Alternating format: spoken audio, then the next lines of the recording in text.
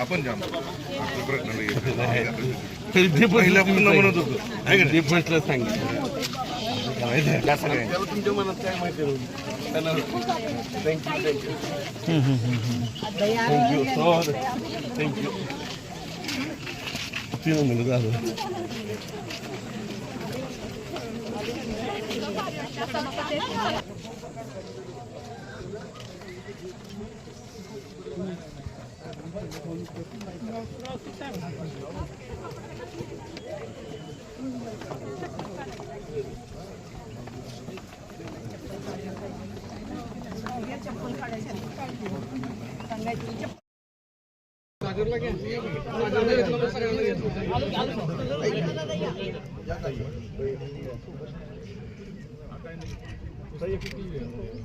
पुष्पा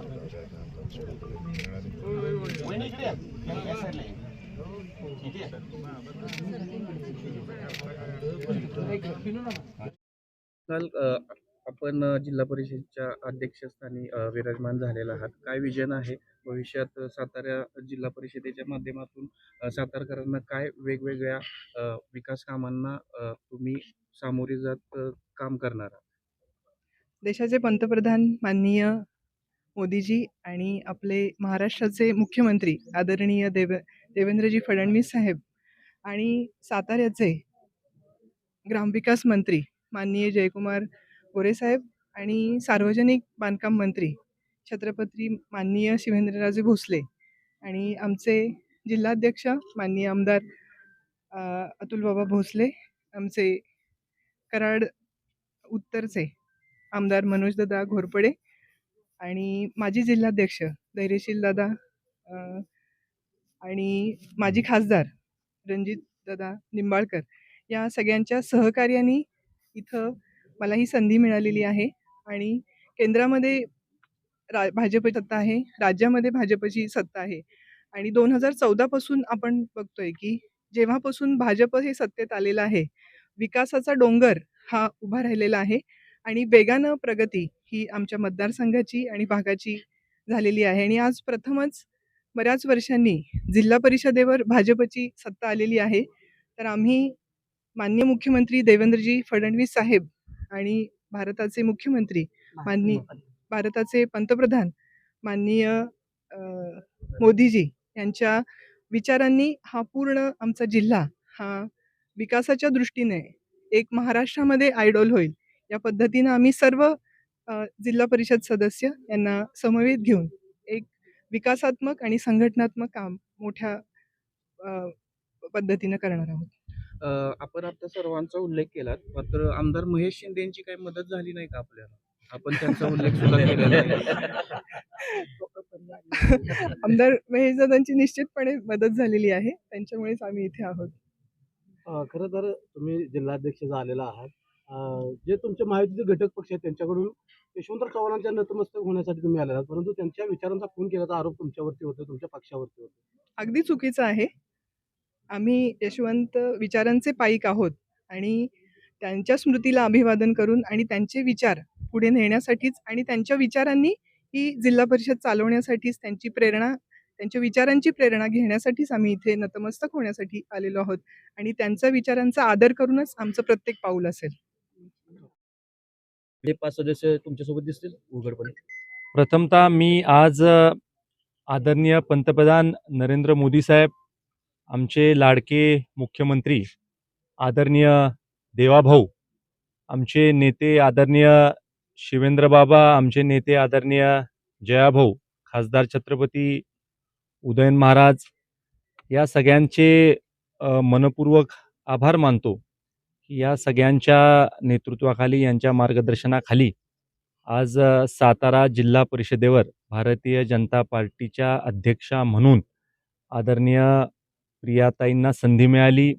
आमचे बंधुतुल्य आदरणीय राजूदादांना संधी मिळाली. आज कराड तालुक्याचे लोकप्रतिनिधी म्हणून मी असेल, आमचे आदरणीय मनोजदादा असतील, आम्ही बरंच कष्ट जिल्हा परिषदेच्या निवडणुकीच्या निमित्तानं घेतलं. 12 जागांपैकी 8 जागांवर भारतीय जनता पार्टी निवडून आली आणि 9व्या जागेवर आमचेच भारतीय जनता पार्टीचे आदरणीय वेताळ साहेबांच्या अ, वहिनीसाहेब निवडून तिथं आल्या आणि त्यांनी देखील पाठिंबा हा भारतीय जनता पार्टीला दिला. म्हणजे 9 पैकी 12 पैकी 9 जागा या भारतीय जनता पार्टीच्या निवडून आल्या आणि चांगला स्ट्राईक रेट हा आमच्या तालुक्यामध्ये राहिलेला आहे. तालुक्याच्या जनतेचे मी विशेष आभार मानतो की सभापती देखील हा भारतीय जनता पार्टीचाच आज झालेला आहे आणि 64 वर्षानंतर स्थानिक स्वराज संस्थांची स्थापना झाल्यानंतर पहिल्यांदाच भारतीय जनता पार्टीचा सभापती हा कराड तालुक्यामध्ये झालेला आहे. अनेक लोक सभापती निवडीच्या आधी अनेक गोष्टी सांगत होते. आपल्यालाही माहित आहे, काही पत्रकार बांधवांचे पण मला फोन आले की असं होणार आहे, तसं होणार आहे, पण तसं काही झालं नाही. शेवटी हा भारतीय जनता पार्टी हा देशामधला आणि जगामधला सगळ्यात मोठा पक्ष आहे. ह्या पक्षाचा कार्यकर्ता असं कोणीतरी सांगून किंवा काहीतरी आमिषाला बळी पडून इकडचा तिकडं होत नसतो. जिल्हा परिषदेची सत्ता आणताना देखील भारतीय जनता पार्टीच्या विचाराची जी लोक होती ती तर ठाम होतीच.